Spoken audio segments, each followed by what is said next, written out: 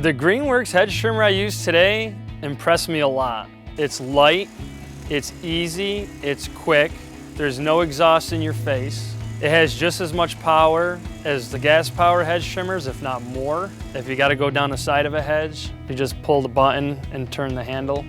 And you won't get fatigued after using it over long periods of time. A gas chainsaw takes longer to start, longer to prime, choke. Everything needs to be right. The mix for the gas and oil need to be right. The ratio needs to be right. Overall, it's just more maintenance in a gas-powered equipment versus a battery-powered equipment. They work just as good, they cut through the wood just as fast.